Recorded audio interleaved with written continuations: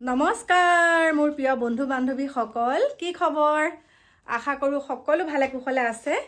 আৰু আপোনালোকৰ আশীৰ্বাদত ময়ো ভালে আছোঁ। যোৱাকালি আপোনালোকৰ মাজলৈ এটা ভিডিঅ' আগবঢ়াইছিলোঁ আৰু সকলোৱে সুন্দৰকৈ আঁকোৱালি লৈছে। তাৰ ভিতৰতো কিছুমান থাকে আৰু বেয়া পোৱা লোক কিছুমান থাকে, সকলোৱে যে ভাল পাব সেইটো কথা নহয়। বেয়া পোৱা ভাল পোৱা মাজতে তেনেকৈ আৰু ভিডিঅ'সমূহ দি থাকোঁ। যিসকলে ভাল পায় তেওঁলোকে চাই, যিসকলে বেয়া পায় বেয়াকৈ এটা মন্তব্য কৰে, তাত বাৰু ক'ব লগা একো নাই। কিন্তু এতিয়া কথাটো হৈছে মই ফেচবুকত আৰু অকণমান ঘৰুৱা কিছুমান ভিডিঅ' দি থাকোঁ। তেতিয়া কয় আৰু যে আমাৰ হিয়াৰ আমঠু হৈ ভিডিঅ' কিয় নিদিয়ে, এইবিলাক ভিডিঅ' কিয় দিয়ে। আচলতে মই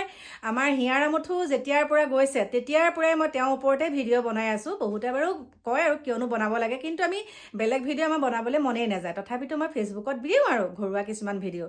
কিন্তু এতিয়া কথা হৈছে, আপোনালোকক কওঁ, আমাৰ হিয়াৰ আমঠু আচলতে আমাতকৈ ডাঙৰ দেই। ক'ব পাৰোঁ জুবিন গাৰ্গ বুলি কওঁ,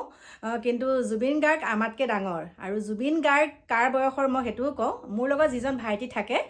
তাৰ সৈতে একদম সমান বয়সৰ, একেবাৰে সমান বয়সৰ। আৰু বহুতেতো তাক আমাৰ ভাইটিকে কয়, আমাৰ জাগিৰোডৰ এখন দোকান আছে জৈন হোটেলৰ কাষত, পাণৰ দোকান। দাদাজনে কৈ থাকে আৰু আমাৰ ভাইটিক পালে কয়, আপোনাক লগ পালে জুবিন দাদালৈ মনত পৰে, এনেকুৱা কথা আৰু দেই। তাৰপিছতে পাণ চানো এনেই খুৱায়। তাৰপিছত এতিয়া প্ৰসংগটো হৈছে, আমাৰ ধৰক মই বাৰু ভিডিঅ'সমূহ চায়ে থাকোঁ। বিশেষকৈ আমাৰ ভাইটিয়ে, যিজন মোৰ লগত থাকে ভাইটি, মোৰ ভিডিঅ' কামবিলাকত সি বহুত সহায় কৰে, বা মোৰ ঘৰুৱা কামবিলাকতো বহুত মোৰ ঘৰৰ যিমানখিনি মোৰ কাম মোৰ পুৰণা ঘৰ আৰু আমাৰ ঘৰৰ চবখিনি সিয়ে কৰে। এতিয়া সি কিছুমান কথা মোৰ ভিডিঅ'সমূহত চাই থাকে আৰু চাই পেলাই কয় যে কথাটো আচলতে এনেকুৱা কথা। আৰু সি যেনেকৈ বুজাই ক'ব পাৰে মই হয়তো তেনেকৈ বুজাই ক'ব নোৱাৰোঁ। কথাটো হৈছে, এতিয়া সি বিশেষকৈ ভিডিঅ'বিলাক নিউজবিলাক বেছিকৈ চায় দেই। নিউজ চাই পেলাই সি মোক কয় যে এই নিউজটো এনেকুৱাকৈ বাজিছে, কথাটো আচলতে এনেকুৱাহে। আচলতে মই কওঁ শুনক, আমাৰ যিসকলে ভিডিঅ' বনাওঁ, সকলোৰে কথা কোৱা নাই, একাংশ ভিডিঅ' ক্ৰিয়েটৰে কি কৰিছে, একাংশ ভিডিঅ' বনোৱা মানুহে আৰু আমি ক্ষোভত থাকোঁ, আমি হিয়াৰ আমঠু আমাৰ মাজৰ পৰা নাইকিয়া হৈ গৈছে, আমাৰ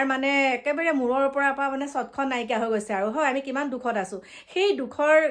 ভিতৰতে আমি বহুত ক্ষোভ লৈ পেলাই আমি সেই 7 অভিযুক্তক, বিশেষকৈ তাৰে 2জনক বাদ দিছোঁ বাৰু, দেহৰক্ষী 2জনক, কিন্তু এই 5 অভিযুক্তক আমি একেবাৰে নি পেলাই কোনোবাখিনি পোৱালোগে, হয়নে নহয়? বহুত ক্ষোভত। কিন্তু এতিয়া চাওক, এতিয়াও তেওঁলোক দোষী সাব্যস্ত হোৱা নাই। মই সেইকাৰণে যোৱাকালি তেনেকৈ ভিডিঅ'টো দিছিলোঁ। কিন্তু তাৰ ভিতৰতে একাংশই কৈছে এইবিলাক মিছা। সঁচা মিছা সেইটো আদালতে বিচাৰ কৰিব, আইনে বিচাৰ কৰিব সঁচা মিছাটো। এতিয়াতো চাওক, DY365ত ইমান সুন্দৰকৈ প্ৰচাৰ কৰি আছে বাতৰিসমূহ যে ছিংগাপুৰত যিটো হৈছিলে, আমাৰ হিয়াৰ আমঠু যেতিয়া নাইকিয়া হৈছিলে, আচলতে ডাউনিং পানীত পৰি মৃত্যু হৈছে, অত্যাধিক মদ্যপান কৰাৰ কাৰণে তেনেকৈ মৃত্যু হৈছে। আচলতে ৰিপৰ্টত তেনেকৈ আহিছে, কিন্তু কোনেও হত্যা কৰা বুলি অহা নাই। সেইটোহে মই কৈছোঁ। মইনো আৰু বেছিকৈ কি ক'ব লগা আছে, আমি যিখিনি নিউজত পাওঁ সেইখিনিকে আপোনালোকৰ মাজলৈ আগবঢ়াওঁ। আৰু বহুতে তেনেকৈ ফেচবুক নাই, বেছিকৈ ফেচবুকতহে ভাইৰেল হয় ভিডিঅ'বিলাক সেইকাৰণে মোৰ ভিডিঅ'ৰ মাধ্যমেৰে যিমানখিনি পাৰোঁ সেইখিনি কওঁ আপোনালোকক। আৰু মই ভাইটিক কৈছিলোঁ, বোলো তই দুআষাৰমান কচোন, তোৰ মনত কি আছে। সি কৈছে মই নকওঁ নেকি, বোলো কচোন, যদি বাৰু পাৰোঁ তেনেহ'লে তাৰ মুখেৰেও শুনিব আপোনালোকে অকণমান হ'লেও। কাৰণ মই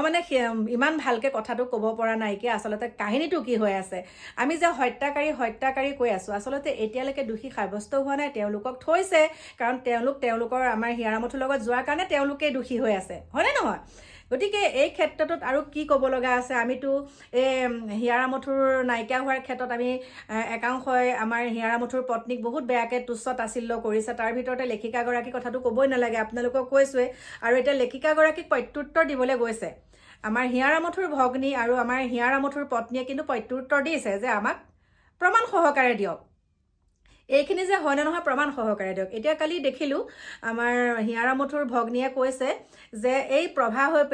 বিষপ্ৰভা হৈ পেলাই যিজন অধিবক্তা ওলাই আহিছে, তেওঁ বা কিয় গৈছে, তেওঁ বা কিমান টকাত কি কৰিছে, তেওঁ কিয় যাব লগা হ'ল, এনেকুৱাখিনি প্ৰশ্ন কৰিছে। তেওঁ সুখী নহয় যে এনেকৈ হিয়াৰ আমঠুৰ লগত তেওঁ ইমানকৈ যিগৰাকী এতিয়া বিষপ্ৰভা, তেওঁ ইমানকৈ সাঙুৰ খাইছে। সাঙুৰ খোৱাৰ পাছতো যে তেওঁৰ ওচৰলৈ অধিবক্তা গৈছে, সেই কথাখিনিত কিন্তু তেওঁ ভগ্নী সুখী নহয়। তেওঁ স্পষ্টকৈ কৈছে যে মই এইটো আশা কৰা নাছিলোঁ। কিন্তু এতিয়া চাওক, এজনেহে আগবাঢ়ি আহিছিলে এতিয়াতো সেই এজনক দেখি এতিয়া 10জন আগবাঢ়ি আহিছে। 10জন অধিবক্তা আগবাঢ়ি আহিছে আৰু এটাই কৈছে যে তেওঁলোক নিৰ্দোষী। কাৰণ যিখন চাৰ্জশ্বিট দিছে সেই চাৰ্জশ্বিটত সকলো জল পটকৈ ওলাই পৰিছে, তাত হত্যা বুলি কেতিয়াও কোৱা নাইকিয়া। সেইখিনিকে কথা বাকী ৰ'ব মই ভাইটিক মাতো যদি সি এষাৰ কয় কৈ দিব বাৰু আপোনালোকক আৰু এতিয়া মই ভাইটিক মাতিছোঁ আহচোন তই এইফালে কথাটো কৈ দিবি এইখিনি না তই যে মোক কৈ থাক ভিডিঅ'সমূহত এনেকুৱা এইকাৰণে না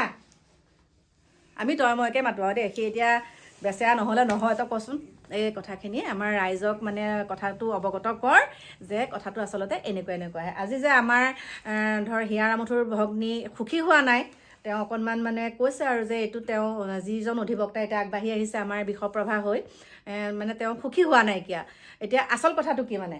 আচল কথাটো কি সদৌ অসম উকিল সন্থা বা গুৱাহাটী উকিল সন্থাই জুবিন গাৰ্গৰ মৃত্যুটো সহজভাৱে ল'ব পৰা নাই উকিল সন্থা বুলি নহয় কোনো মানুহে ল'ব পৰা নাই সেইকাৰণে তেওঁলোকে তেখেতসকলে আৰু তেওঁলোকৰ ভুল হ'ব তেখেতসকলে 3 মাহ ধৰি ধৈৰ্য ধৰি চালে যে কথাটো সঁচাকৈ হত্যা হয় নেকি যদি হয় তাহলে এইটো সম্ভৱেই নহয় তেওঁ কাল্পিতৰ হৈ কাম কৰাটো যেতিয়া চাৰ্জশ্বিটখন যি এডভোকেটসকলে নিজে ল'ব পাৰিছেতো পাই পেলাই চাইছে যে চাৰ্জশ্বিটত সুৰুঙা আছে আমি 7জনক দোষী আমিয়ে কৈ আছো আচলতে সন্দেহজনক দোষী সন্দেহজনক দোষী ডাইৰেক্ট ক'ব নোৱাৰে কিন্তু আদালতে দোষী আছে হ'ব আদালতত আমি যিমান চিঞৰি নাথাকোঁ ডকুমেণ্টছ যদি দিব নোৱাৰে সি কেতিয়াও দোষী হ'ব নোৱাৰে আমি বহুত দেখিছোঁ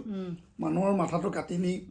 থানাত জমা দিছে যে মই মানুহজনীক হত্যা কৰি আহিছোঁ বা মই মানুহজনক কাটি থৈ আহিছোঁ তাৰপিছতো দেখিছোঁ জামিন লৈ ঘূৰি আছে এতিয়া মুকলি আকাৰৰ তলত আছে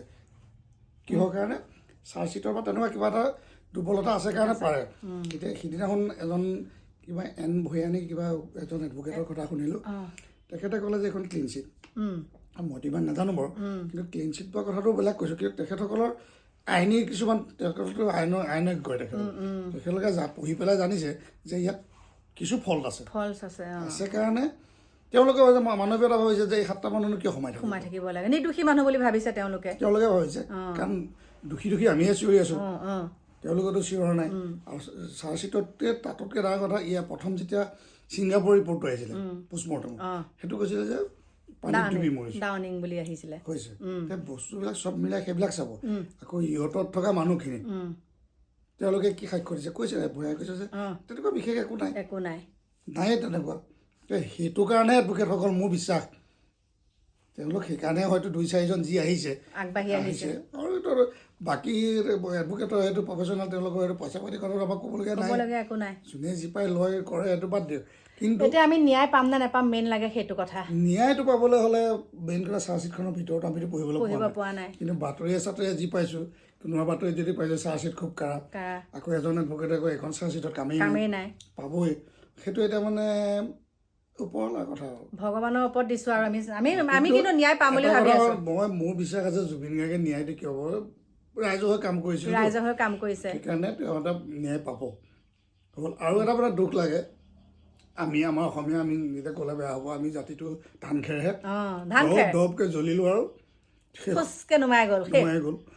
এতিয়া মই এইটো কোৱা নাই যে ৰাস্তালৈ আহি প্ৰতিবাদ কৰক ধৰ্ণা দিয়ক সেইটো বুলি নহয় কিন্তু সেই আগৰ যিটো মানে ঢৌটো আছিলে এটা যে জুবিন গাৰ্গৰ হেৰি লাগে সেইটো চকুত নপৰে এতিয়া ডাঙৰ মানুহখিনি বহি গ'ল আমি সৰু মানুহখিনিয়ে চিঞৰি আছোঁ আমি 2 দিন গুৱাহাটী যাওঁ বাটত সোমাই আহোঁ দেখোঁ জুবিন গাৰ্গৰ সেই সমাধি ক্ষেত্ৰখন ধুনীয়াকৈ ৰাইজে আহি ধুনীয়াকৈ ৰাখি থৈছে বহুত মানুহে আজিও মই ইমান নাজানো কিন্তু আজিও মোৰ বিশ্বাস জুবিন গাৰ্গৰ আত্মা আজিলৈকে অসমৰ পৰা ওলাই যাব পৰা নাই কিহৰ কাৰণে পৰা নাই প্ৰতি ঘৰ মানুহত দিনটোত এবাৰ হ'লেও আলোচনা হৈছে তাত 1000 মানুহ তাত বহি আছে গৈ আছে সেইকাৰণে আত্মাটো এইবিলাক হেৰি এইবিলাক